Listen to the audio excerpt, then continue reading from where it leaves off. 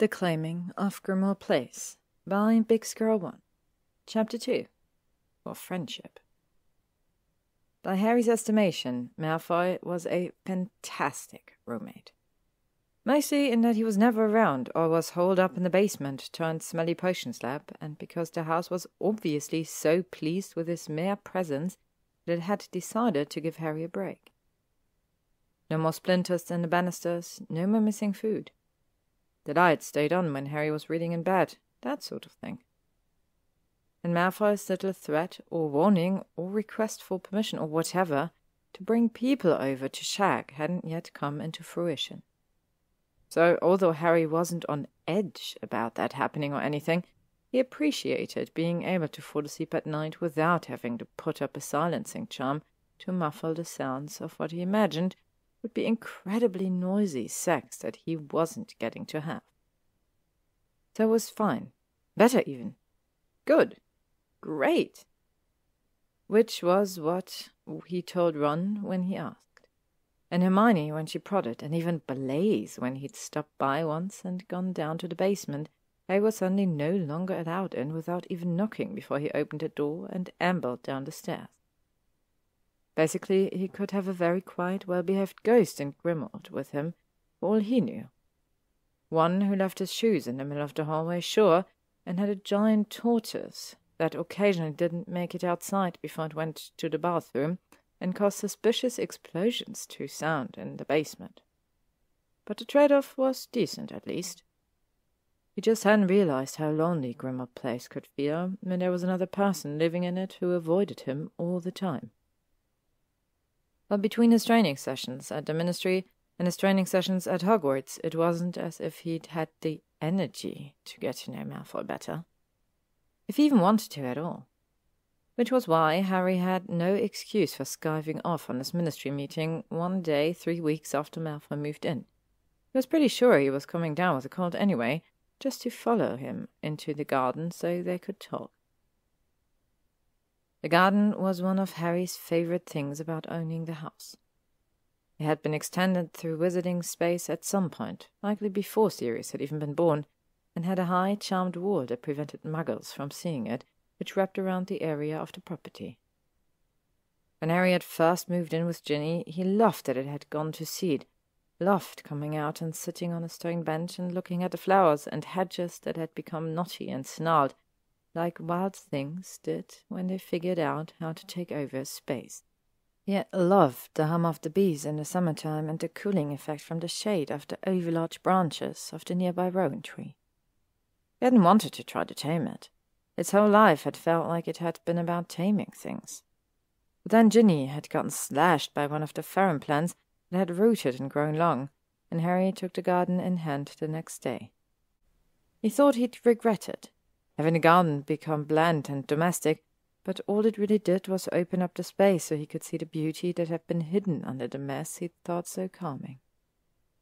He didn't mind sharing it with Malfoy at all, really. In fact, it was sort of nice, now that he was too busy to spend much time out there, to have someone caring for the plants and enjoying it for what it was. Even if that someone didn't realize that Harry was standing behind him for long minutes, waiting to be acknowledged like a tosser while Malfoy cut trimmings from a purply bush with spiky leaves. "What are those?" Malfoy jumped, spinning. The shear in his hand went flying, narrowly missing Frank, who was apparently enjoying the weak spring sun while Malfoy worked. "What the fuck?" Malfoy clutched a hand to his chest, in a little old lady fashion, Harry thought with some amusement. He recovered quickly and glared at Harry, squinting a bit when the sun caught his eyes. "Aren't you supposed to be off on your press tour?" "I'm the one who courts the press," Harry asked pointedly. "Just how many people have you already told you live here?" Malfoy raised his chin, eyes glittering. "Enough," he said shortly. He went over to Frank to retrieve his shears, giving Frank an apologetic pat on his chair. "There's been at least a dozen articles about it," Harry said, far less exacerbated than he was letting on. In truth, he was surprised by how little fuss had been made. Most of the articles had been blurbs in the society section, which he'd only known to look for because Ginny had mentioned it. The first one had been a full profile on their relationship from their second-year duel in defense to Harry's testimony at the trials, up to and including how much haunted Malfoy Manor had been taken for reparations, leading to Harry and Malfoy's current living arrangement. Luna had done a much nicer piece in the Quibbler about how their star signs dictated the different ways they might decorate their respective rooms. But most mentions were simple.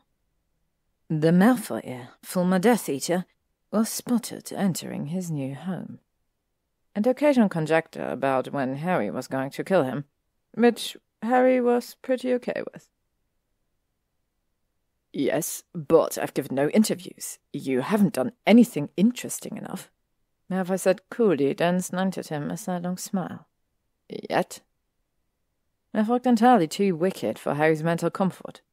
Harry looked away, dropping his eyes to Frank, who appeared to be sleeping. Harry sat down on the small patch of grass next to him, crisscrossing his legs, and pet his head for a moment.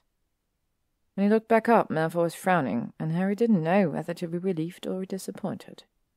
You didn't tell me what you were clipping, Harry said at last, when Malfoy kept looking down at him like he disapproved of Harry's presence. You didn't tell me what you were doing home, Malfoy muttered, turning back to his trimmings. You're usually gone. Yeah, well, you are too. You won't even set up a time to train the house with me, and I asked first anyways. Frank nudged his hand, which had stopped moving, so Harry resumed petting him. He sighed. Where do you even go? Where do you? Christ, can we have a normal conversation? Harry asked plaintively. Is that why you're out all the time and avoid me when you're here? You are the one who said we could be civil. At least he was pretty sure Malfoy had said that. Sometimes civility is removing the temptation of all-out war. Malfoy sat with a small snort, back still turned. Harry pursed his lips, irritated with the whole bloody mess. With Malfoy's antisocial behavior, his refusal to answer any questions, and the fact that he was wearing jeans that were streaked with soil and fitted perfectly across his arms. He topped them incongruously with a white dress shirt, also dirt-streaked and left untucked, that was rolled up at the forearms again, like on the day he'd moved in. He looked messy and elegant all at once, and Harry didn't like it one bit. He scratched under Frank's chin idly for a moment, then offered, I'm teaching in the fall. Malfoy turned just enough to glance at him. At Hogwarts? Yeah, defense. I thought you were supposed to be. That is, Pansy said that she'd read that you and Weasley were in aura training. She's afraid of what you could learn there. He added, and Harry chuckled. Malfoy's mouth twitched, and he slanted Harry another glance. Encouraged, Harry nodded. Oh, yeah, technically. For a place that's only had one decent defense teacher in 50 years, McGonagall is making me jump through a lot of hoops to take the job she offered. Frank opened his mouth and tried to chew on Harry's finger. Have any of Frank's flowers? It's Francis, Malfoy said huffily, but reached into a tiny ceramic dish next to him and came out with a handful. He walked over and dropped them in Harry's hand, barely looking at him, then went back to the purple bush. He likes the nickname, Harry said, sure it was true. Frank blinked at him, up close, and in the sunlight his eyes were a dark amber color, and they stared at him with sleepy approval.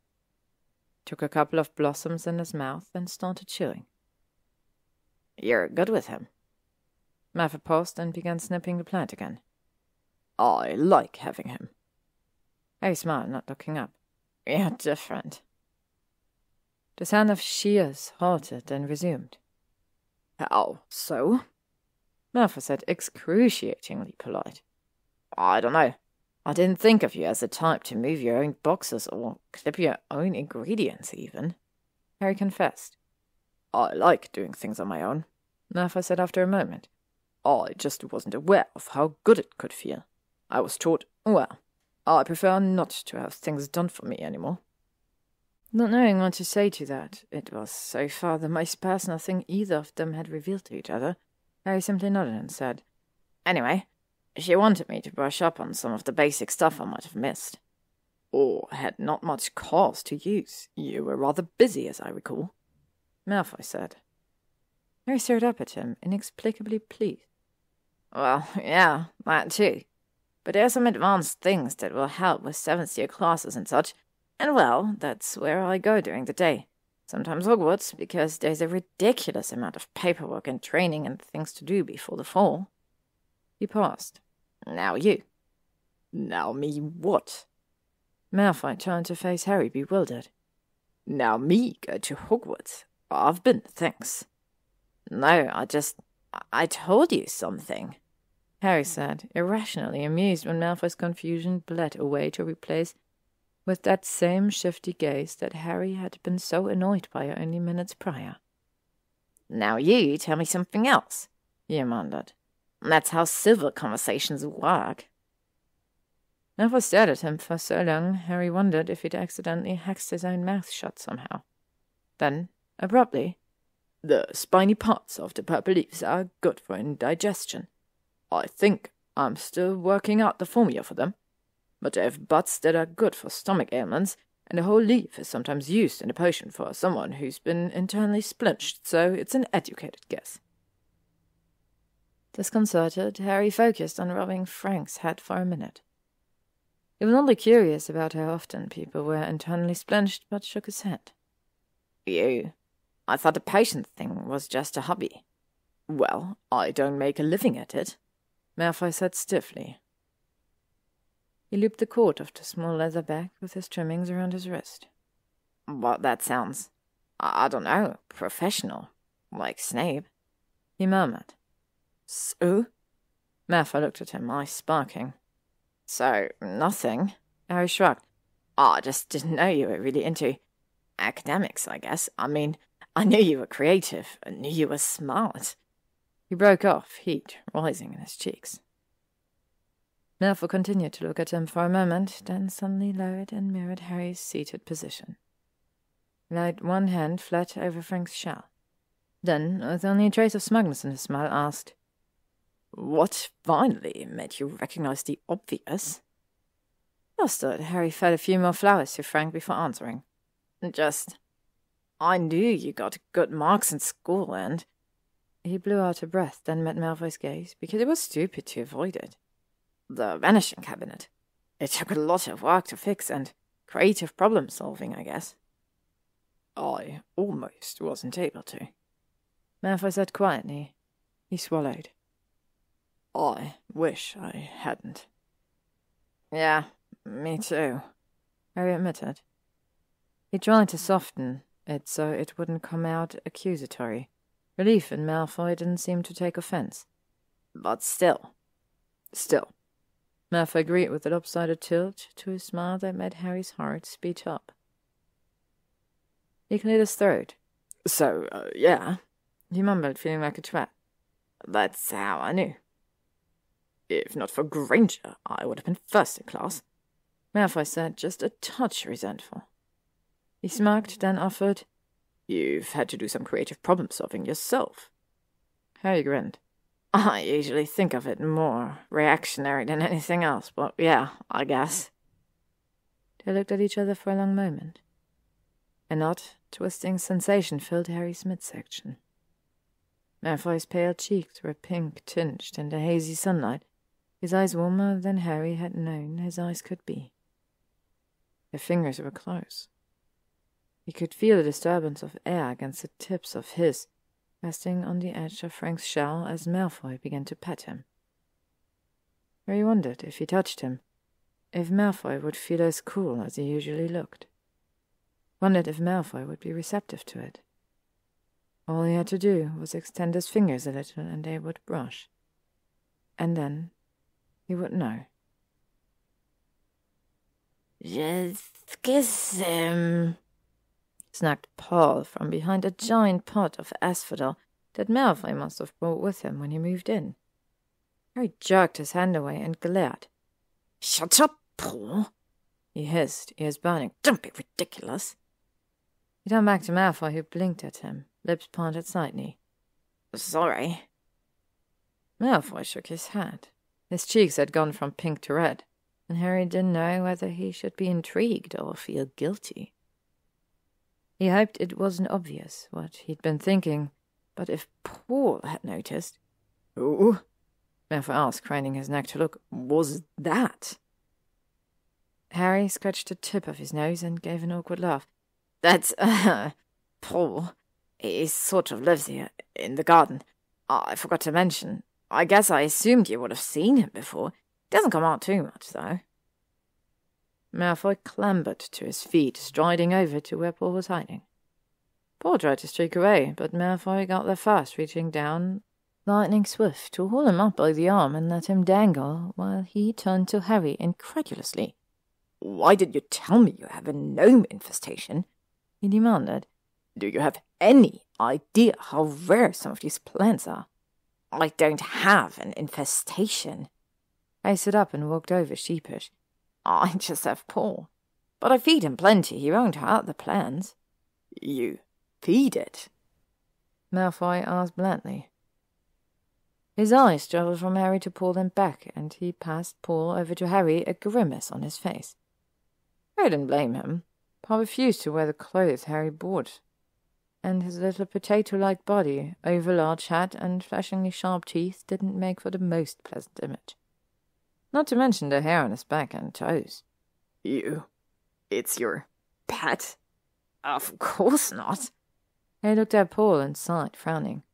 "His family kicked him out. He doesn't look like fruit plants, so he sort of got in the habit of hoarding worms and every flavour beans, and he didn't like that he wouldn't share. He snuck into my bag one day at the Weasleys, and refused to leave when I found him. He doesn't cause any trouble." He added, trying not to wince when Paul bit him. Gave the gnome a warning shake.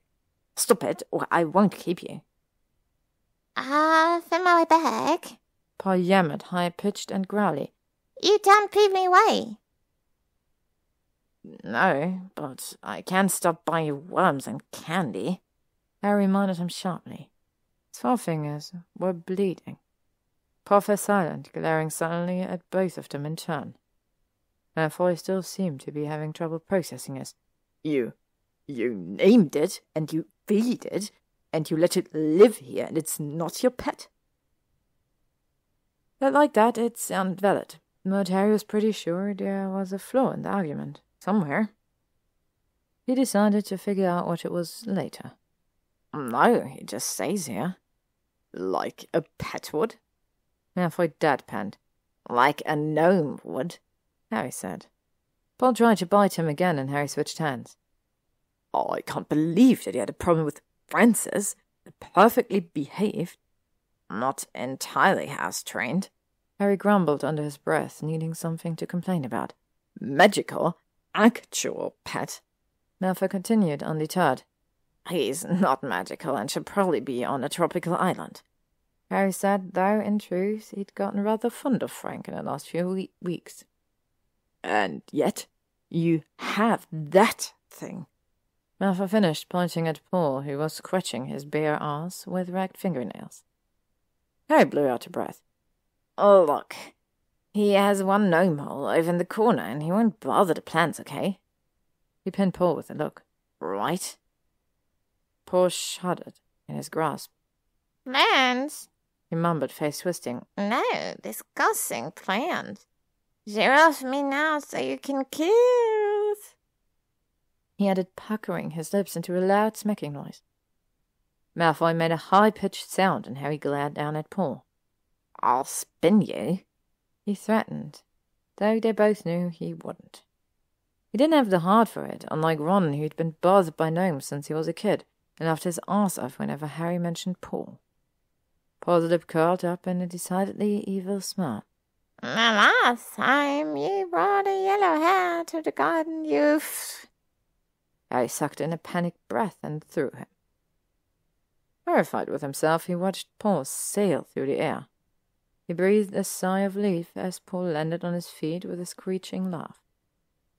Paul flipped him 2 fingers and yelled, "Lucas!" before diving into his gnome hole. "He's not usually like that," Harry said helplessly, looking at Malfoy again. It was mostly true. Malfoy seemed stunned. I don't care if Francis shits in the parlour every day, Potter. I'd better not hear another word of complaint about him, not if that thing is living here. Fair enough. Harry conceded, voice weak. He wiped his hands on his jeans. Paul's preferred bathing method was standing out in the rain on occasion, and then shoved them in his pockets. He felt defensive and off-kilter, and he stared at Malfoy, not remotely sure what to do when Malfoy's shock began to fade and he suddenly bent forward at the waist, dissolving into laughter. Salazar! He hooted, clutching his stomach. That thing bites you, and you buy it candy. Is there nothing you don't save? Harry pulled one hand out of his pocket. It hadn't stopped bleeding. He grabbed his wand from the back of his jeans and muttered a quick healing charm, wincing as the flesh seared. I just let him live here, he insisted again. And not even in the house. I bet you offered, Malfoy said, still chortling madly. Harry spent a highly important moment picking a piece of lint off his t-shirt. Malfoy fell into a fresh round of laughter. He wiped his eyes with his knuckles, face flushed and open and amused. I'm just glad it doesn't have its own room and that you haven't outfitted it in a tailored wardrobe. Harry blushed, mind straying to the clothing Hermione had helped him pick out, then spelled to Paul's approximate size. He decided not to mention it, even though in his opinion a closed gnome was better than a naked one. Malfoy's laughter finally died down, and he looked at Harry for a few moments, still grinning. Glad to have amused you, Harry mumbled, surprised to find that he actually was. Yes, thanks for that. Malfoy huffed again lightly, one little, almost giggle. His eyes sparkled in the pale sunlight, and Harry sucked in a lungful of air, being suddenly light-headed. Malfoy cocked his head to the side, lips quirked. So, would you bring it to the garden to do what with now? Harry's heart lodged in his throat. You weren't the first person I showed the house to. That's not what your pet made it sound like, Malfoy said, gaze growing sharp. He studied Harry intently. I may have brought a date or two here before the house started acting up, Harry said, rubbing at the back of his neck where his muscles had knotted. He looked past Malfoy's shoulder. Blondes? Malfoy asked suddenly. Harry's eyes swerved to look at Malfoy's face again. He was biting his lip, looking as though he wished he could bite off his tongue, and Harry slanted him a shaky smile. We're going to talk about our sex lives, Malfoy, he asked, trying for sardonic. It was a little hard when he was getting a little hard. Really? That's a thing we do? You're the one who followed me out in the garden today, Malfoy said, so we could talk as though we're for... He cut himself off, pulling a face. Harry swallowed hard, not knowing what to say.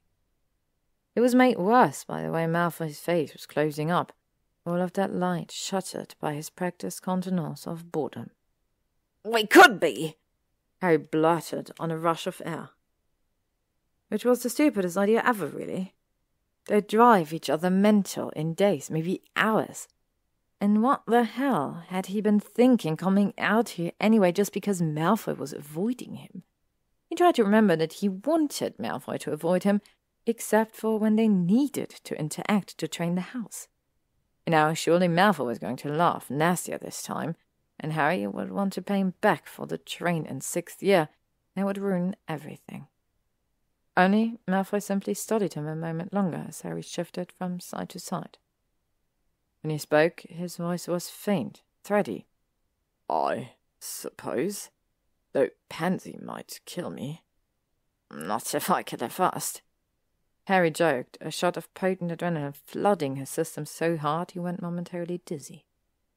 Malfoy snorted, the tension in his face bleeding away, and Harry flashed him a smile.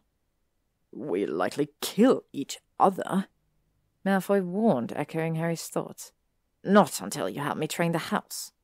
Harry's smile widened. Awfully opportunistic of you, Potter.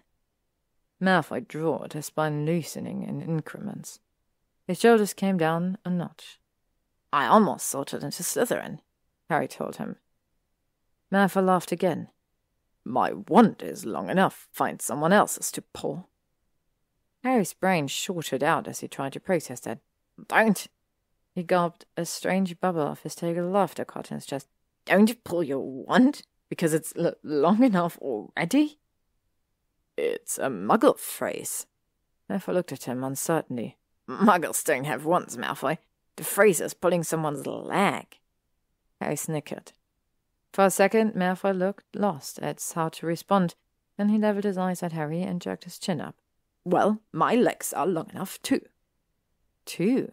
It said 2. Harry blinked at him rapidly, pulse throbbing. Got it, he said, throat gone dry. I won't pull your legs. Or your... Words failed him completely there, and they stared at each other in silence before Malfoy kind of shook his head, eyes narrow and dubious.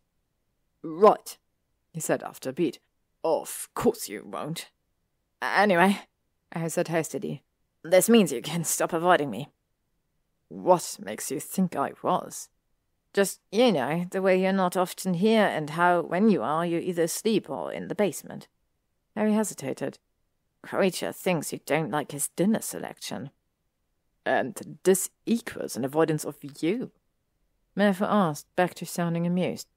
I'm busy, Potter. I have things to do with my days. And those are? Harry asked, raising an eyebrow. Malfoy rolled his eyes. I'll try to make time to have dinner so your elf's feelings aren't hurt, he said. He stepped to the side, breaking Harry's gaze. Francis is ready to go inside. Oh, okay, yeah. Unsure what exactly they had agreed upon, it seemed like a lot and yet nothing at all that Harry could pinpoint.